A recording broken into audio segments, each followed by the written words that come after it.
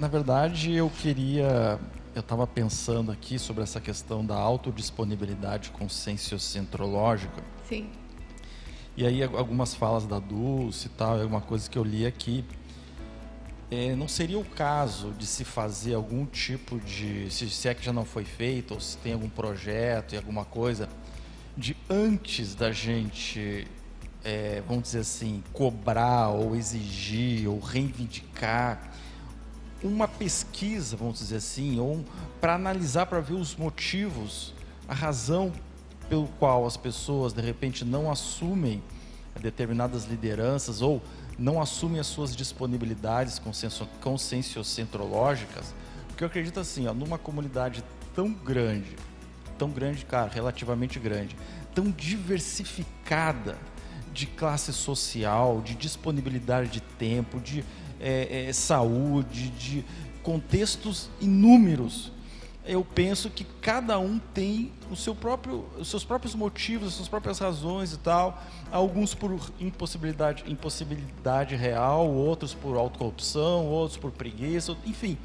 E talvez, seria interessante se pensar, não sei se isso aí seria pertinente, por isso que eu estou aqui refletindo de voz alta, de fazer algum tipo de pesquisa com os próprios voluntários, perguntando, indagando a eles, para se ter uma noção, para se poder mapear, até de repente estatisticamente, olha, tantos por cento falaram que não tem tempo, tantos por cento, observações, para os próprios voluntários.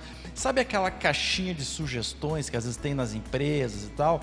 Seria interessante porque daí se tem um mapa, um ponto de partida para se fazer os devidos diagnósticos, eu estou assim, falando assim, no nível até das empresas de profissionalização, ao invés da gente ficar, porque falta isso, precisava ter mais aquilo e tal, que até eu faço também, não estou dizendo, isso aqui não é tipo nada de heterocrítica, mas a gente ter os dados mais objetivos e também os subjetivos, por que não, pode fazer alguns questionários, para a gente ter um ponto de partida e analisar.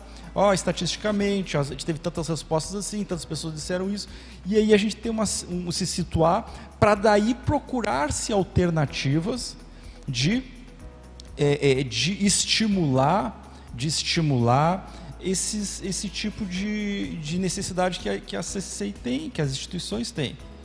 O pessoal faz muito pesquisa hoje para mestrado, pesquisas de campo e tal, você põe ali um link com algumas perguntas, pode ser feito até pela Unicim, manda para todos os voluntários e pergunta. Isso aí a pessoa responde em 1 minuto, pode ser meia dúzia de perguntas ali, com algumas opções, a pessoa responde, você tem dificuldade, não sei se já não foi feito isso, você, vamos supor, você exerce alguma liderança conscienciocentrológica, sim ou não, tal, se não, qual o motivo?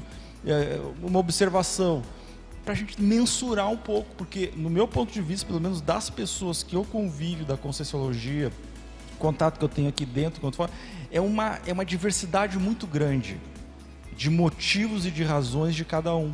É a mesma coisa que eu disse assim, que eu já fiz várias vezes, por exemplo, vamos lá, um círculo mental somático, às vezes tem meia dúzia de gente, 2 gatos pingados aqui, 2 ali, aí eu fico pensando, a gente fica, poxa, mas eu consigo vir, eu com todas as minhas limitações, eu consigo vir, uma galera, gente que mora aqui do lado e tal, então às vezes a gente é até meio impulsivo nessa queixa ou nessa exigência, e a gente não toma contato com a realidade. Então eu acho que uma forma seria essa, fazer uma pesquisa mesmo, junto aos voluntários, para se ter dados, é uma sugestão, é uma ideia.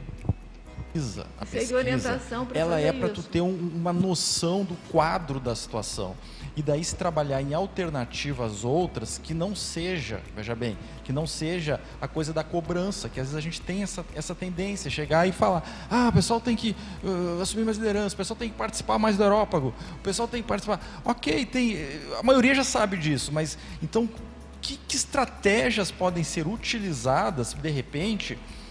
É uma coisa para se pensar, para se criar alternativas para as pessoas, para atrair mais as pessoas, para as pessoas verem mais vantagem, digamos assim, ou sei lá, e por isso que teria que ter essa pesquisa para ver cada caso. Vou pegar um exemplo, tá? Vou dar um exemplo aqui bem tosco. Vamos supor, a pessoa não assume aqui alguma coisa porque ela mora muito longe. Vamos supor. Vou dar um exemplo. Tá lá, respondeu a pesquisa dela, lá, vamos supor que se faça, e deu lá que, sei lá, 10% das pessoas não conseguem voltar aqui, porque eu moro em Santa Terezinha, eu moro aqui no Paraguai, eu não sei o quê. Aí o que se faz? Se pensa, se elabora, se estuda estratégias, ou de repente para trazer essas pessoas, para ajudar essas pessoas a virem morar mais próximo, ou ver por que elas estão morando lá. Voluntariado online, né? Alguma coisa assim. Exato, né? e ser mais estratégico nesse processo. É que eu não sei se eu consegui ser claro no que eu estou... Eu acho que está claro, sim. Aí alguém diz, mas isso é um trabalho paternalista. Alguém pode pensar assim, isso aí é Tacom, né? É uma coisa... Tá, e cobrar e exigir é o quê? Etares? Tipo, porque eu insisto, é muito fácil a gente julgar os outros. É muito fácil julgar os outros. Agora, por isso que o ponto é muito simples, o ponto que eu quero falar, que eu quero chamar a atenção. A gente precisa, ao invés de julgar o outro, estabelecer na nossa cabeça as regras, a cartilha do que deve fazer o intermissivista na Max ProEx dele.